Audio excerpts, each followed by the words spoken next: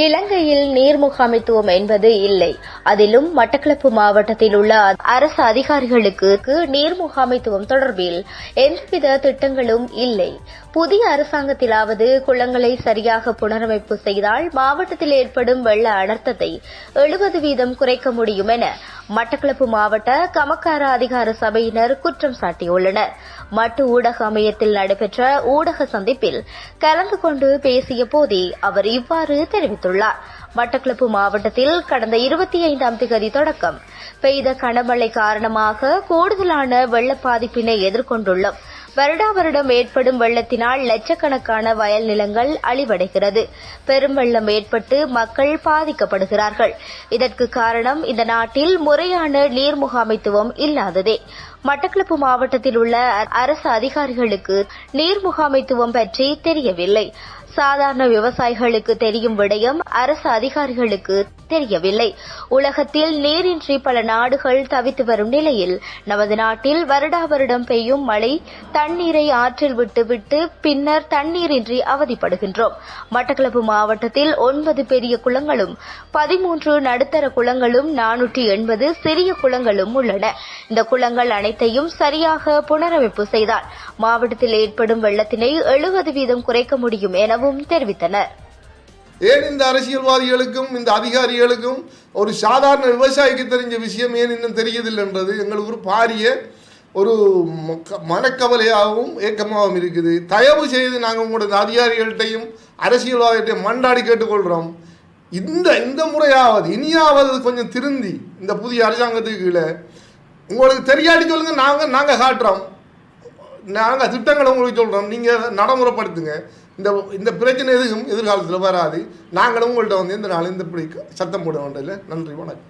இந்த அளவு ஏன் ஏற்படுது என்றதை தொடர்ச்சியாக ஏன் இது ஏற்படுது.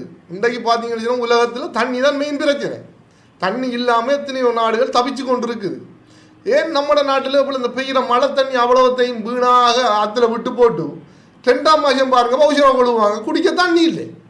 ஆகவே நீர் முகாமைத்துவம் என்றது ஒரு வீதம் கூட இந்த நாட்டிலே இல்லை. அதுலேயும் விசேஷமாக எங்களோட மாவட்டத்தை எடுத்தீங்கன்னு சொன்னால் எல்லளவு கூட இங்கே இந்த திணைக்களங்கள் நீர் முகாமைத்துவத்தை செய்கிறாங்க. இதை கோவிக்கிறாங்களோ தெரியாத திணைக்களத்துக்காரார்கள் அது கோவிக்கட்டும். சில திணைக்களங்கள் வேலை செய்து இல்லைன்னு இல்லை, ஆனால் சிறிய அளவு கூட இந்த நீர் முகாமைத்துவம் இந்த மாவட்டத்தில் இல்லை. இந்த மாவட்டத்தை எடுத்தீங்கன்னு சொன்னால் உன்னிச்சகுளம், உருகாமகுளம், கித்தூர் குளம், நவகிரி குளம்னு சொல்லி 9 குளங்கள் பாரிய நீர்ப்பாசன திட்டத்துக்கு கீழே மத்திய நீர்ப்பாசன திணைக்களத்துக்கு கீழே இருக்குது. அதே போல் 13 குளங்கள், நான் நினைக்கிறேன் 13 குளங்கள் கிட்ட வரும் மாகாண நீர்ப்பாசனத்துக்கு கீழே நடுத்தர குளங்கள் இருக்குது. இதை விட 480 குளங்கள் சிறிய குளங்கள் எங்களோட கமநல அபிவிருத்தி திணைக்களத்துக்கு கீழே இருக்குது. இந்த இவ்வளோ குளத்தையும் எடுத்து பார்த்தீங்கன்னு சொன்னால் இந்த 480 குளத்தை வச்சு செய்கிற கமநல அபிவிருத்தி திணைக்களத்துக்கு அந்த அளவுக்கு அந்த மெயின்டைன் பண்ணக்கூடிய கெப்பாசிட்டி இல்லை அவங்கள்ட்ட. அதால் இந்த குளங்கள் அவ்வளவும் சும்மா கிடக்குது. வார தண்ணி அவ்வளவும் பிடிக்கிறதும் மிச்ச தண்ணியை திறந்து விடுறதுமா போகிறதால இந்த வெள்ள பிரச்சனை மிக மோசமாக இருக்குது.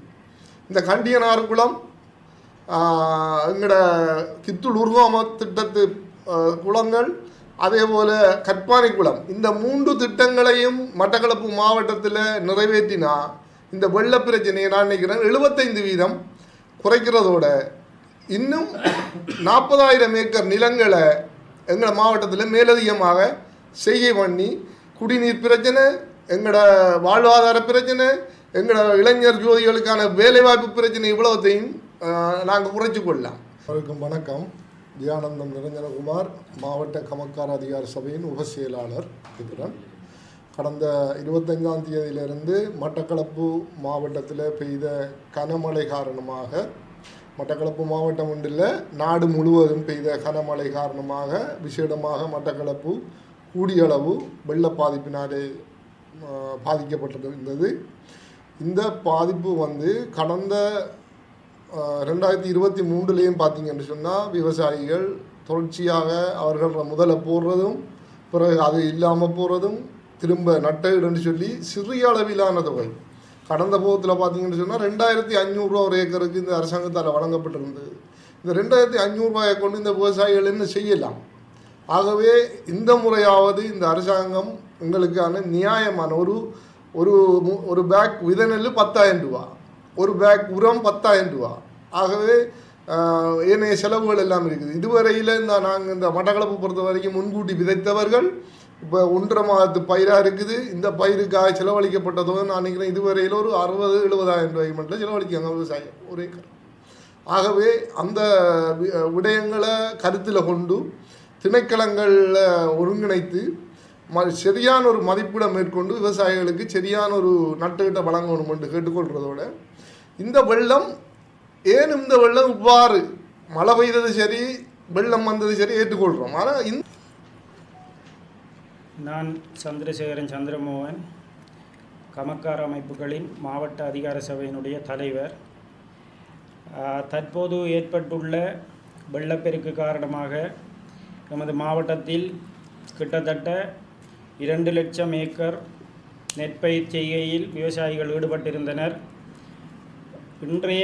இன்று வரைக்குமான கணிப்பின்படி அந்த வயல் நிலங்களில் கிட்டத்தட்ட 1.5 லட்சம் ஏக்கர் நீரில் மூழ்கி காணப்படுகின்றது. எமது விவசாயிகள் இதனால் பெரும் பாதிப்பினை எதிர்நோக்கியுள்ளார்கள். இந்த பாதிப்புக்கான நட்டஈட்டு கணிப்பீடு மற்றும் நஷ்டஈடு வழங்குதலை அரசாங்கம் விரைவுபடுத்த வேண்டும். சென்ற வருடம் 2024-25-23-24க்குரிய பெரும்போக நஷ்டஈட்டில் மீதமுள்ள மேன்முறையீடு செய்யப்பட்டுள்ள நஷ்டஈடு கூட இன்று வரைக்கும் கிடைக்கப்பெறாத நிலை காணப்படுகின்றது. எனவே அரசாங்கமும் மாவட்ட நிர்வாகமும் இதில் அதிக கவனம் எடுத்து எமது விவசாயிகளுக்குரிய நஷ்ட கணிப்பீட்டினை விரைவாக மேற்கொண்டு இதற்குரிய நஷ்டஈட்டினை வழங்க வேண்டும் என மிகவும் அன்பாக கேட்டுக்கொள்கின்றோம். இது தவிர ஏறாவூர்பற்று பிரதேச செயலாளர் பிரிவுக்குள் பாலாமடு என்னும் வயல் கண்டங்களுள் சட்டவிரோதமாக மண்ணகழ்வு தொடர்ந்து நடைபெற்று கொண்டிருக்கின்றது. சென்ற வாரம் கூட எமது கௌரவ பாராளுமன்ற உறுப்பினர் வைத்தியர் ஸ்ரீநாத் ஐயா அவர்களை அழைத்து சென்று கொங்கிரீட் வாய்க்காலுக்கு அருகாமையில் ஏற்பட்ட மண்ணகழ்வினை காட்டி வைத்தியர் பாராளுமன்ற உறுப்பினர் ஊடாக அரசாங்க நிர்வாகத்துக்கு மேற்படி விடயங்கள் தெரிவிக்கப்பட்டு இருந்த வேளையிலும் தற்போது ஏற்பட்ட வெள்ளப்பெருக்கினால் அந்த இடத்தில் மண்ணகழ்வு தொடர்ந்து நடைபெற்றதனால் அந்த கொங்கிரீட் வாய்க்கால் கிட்டத்தட்ட 100 அடிக்கு மேல் உடைப்படுக்கப்பட்டுள்ளது. இதனால் பாலாமடுவில் அநேகமான வயல் நிலங்கள் நீரில் மூழ்கி காணப்படுவதுடன் தொடர்ந்து பாவியாற்றில் மண்ணகழ்வு நடைபெறுவதால் பாவியாறு வேறு ஒரு திசைக்கு திரும்பி தற்பொழுது வயல் நிலங்களில் பாய்ந்து வயல் நிலங்களை மண்ணினால் மூடிக்கொண்டிருக்கின்றது. நாங்கள் அநேகமான எல்லா கூட்டங்களிலும் விவசாயம் சம்பந்தமான எல்லா கூட்டங்களிலும் மண்ணகழ்வுக்கு அனுமதி வழங்க வேண்டாம் என்று சொல்லி எங்களால் முடியாத நிலை. நான் திட்ட முகாமைத்துவ குழு தலைவர் உட்பட ஏறாவூர்பற்று பிரதேச செயலாளரிடம் நேரிலும் சென்று முறையிட்டிருந்தோம். ஏறாவூர்பற்றுக்குள் மண்ணகழ்வு செய்ய அனுமதிக்க வேண்டாம் என்று. தற்பொழுது இந்த மண்ணகழ்வு இடம்பெறுவதால் எதிர்காலத்தில் மாவடியோடை கட்டு ஏனைய நீர்ப்பாசன திணைக்களத்துக்குரிய அனைத்து கட்டுகளும் பாதிப்படையக்கூடிய அல்லது அழிவடையக்கூடிய நிலை காணப்படுகின்றது. இது தவிர தோடையடி கட்டு என்னும் கட்டு மாவடியோடைக்கு மேலே தோடையடி என்னும் கட்டும் தற்போதைய வெள்ளப்பெருக்கினால் உடைப்படுத்துள்ளது. அந்த அணைக்கட்டினை விவசாயிகள் மிகவும் சிரமப்பட்டு நீர்ப்பாசன திணைக்களத்தின் ஒத்துழைப்பு,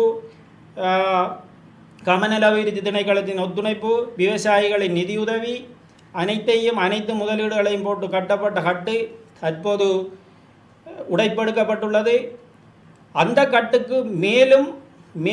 கட்டுக்கு மேலுள்ள பகுதிகளிலும் தொடர்ந்து சட்டவிரோத மண்ணகழ்வு நடைபெற்று கொண்டிருக்கின்றது. இந்த மண்ணகழ்வு நடைபெறுவதனால் தான் எங்களுக்கு இந்த வெள்ள பாதிப்பு அதிகமாக இருக்கின்றது என்பதையும் கருத்தில் கொண்டு தற்போதைய புதிய அரசாங்கம் இந்த மண்ணகழ்வினை தடுத்து நிறுத்தி எமது விவசாயிகளுக்கு உதவ வேண்டும் என கேட்டுக்கொள்வதுடன் எமது விவசாயிகள் சம்பந்தப்பட்ட சகல பிரச்சனைகளையும் தீர்த்து தர வேண்டும் என கேட்டு விடைபெறுகின்றோம். நன்றி. எனது பேர் இளையதம்பி கிரேஷ்குமார். நான் மாவட்ட அதிகார சபையினுடைய செயலாளர். இந்த எங்களுடைய கடந்த 25ஆம் தேதியிலிருந்து பெய்த கடும் மழை காரணமாக எங்களுடைய கரையோர பிரதேசங்கள் 100% பாதிக்கப்பட்டு, எங்களுடைய தலைவர் சொன்ன மாதிரி 2 லட்சம் ஏக்கர்லேயே 150 ஏக்கருக்கு மேற்பட்ட 1,50,000 ஏக்கருக்கு மேற்பட்ட வயல் நிலங்கள் மிகவும் மோசமான நிலையிலே பாதிக்கப்பட்டுள்ளது. ஆகவே எங்களுடைய இந்த நீர்ப்பாசன திணைக்களங்களும் இங்கே இருக்கின்ற மாவட்டத்திலே இருக்கின்ற அரச திணைக்களங்களும் சரியான ஒரு பொறிமுறையை உருவாக்க வேண்டும் என்றது தான் எங்களுடைய விவசாயிகளுக்கு செய்ய வேண்டிய முதலாவது கடமை. ஆகவே இந்த வெள்ளத்திலும் இந்த பெய்த கடும் மழை காரணமாகவும் சரியான ஒரு பொறிமுறை உருவாக்கப்பட்டிருந்தால் சரியான ஒரு தாக்கங்கள் ஏற்படுவதற்கான நிலைமை குறைவடைந்திருக்கும். அதாவது இயற்கை என்பது எல்லோருக்கும் தெரியும். இயற்கைக்கு நாங்கள் முகம் கொடுக்க வேண்டுமே தவிர நிச்சயமாக எங்களுடைய விவசாயிகள் காலங்காலமாக கடந்த 23, 24 பெரும்போக செய்யை, தற்போது 24, 25 பெரும்போக செய்யலே எங்களுடைய விவசாயிகள் தான் 100% பாதிக்கப்பட்டு கொண்டிருக்கின்றார்கள். ஆகவே இந்த அரசாங்கம் இந்த விவசாயிகளுக்கான ஒரு சரியான ஒரு பொறிமுறையை உருவாக்க வேண்டும். அத்தோடு இங்கிருக்கின்ற விவசாய வீதிகள், இங்கிருக்கின்ற அணைக்கட்டுகள், இங்கிருக்கின்ற குளங்கள், நீரேந்து குளங்கள் எல்லாம் சரியான முறையிலே பயன்படுத்தப்பட்டு அந்த ஆறுகள் எல்லாம் தூர்வாரப்படுமாக இருந்தால் நிச்சயமாக இந்த வெள்ளங்கள் பாதிக்கப்படும், இல்லைண்டில்லை, ஆனால் குறைவடையும் என்பதுதான் எங்களுடைய கருத்து. ஆகவே இந்த பவுனதீவு பிரதேச செயலகம், அங்கால பட்டிப்பளை, வெல்லாவளி, மண்டூர், அங்கால ஏகப்பட்ட பிரதேசங்கள் முழுதுமே நீரில் மூழ்கி வெள்ளக்காடாக காணப்பட்டது. ஆகவே உடனடியாக இந்த அரசாங்கம், இந்த அரச திணைக்களங்கள் நிச்சயமாக எங்களுடைய சேத மதிப்பீடுகளை மேற்கொள்வதற்கான ஒரு கூட்டத்தை, அதாவது மாவட்ட செயலகத்தினூடாக ஒருங்கிணைப்பு செய்து இங்கிருக்கின்ற பாராளுமன்ற உறுப்பினர்கள், எங்களுக்கின்ற அரசியல்வாதிகள் அனைவரையும் எடுத்து அரசாங்கத்துக்கு நேரடியாக ஒரு அதாவது நஷ்டஈட்டு திட்டத்தை முன்மொழிய வேண்டும் என்பது எங்களுடைய கருத்தாக இருக்கின்றது.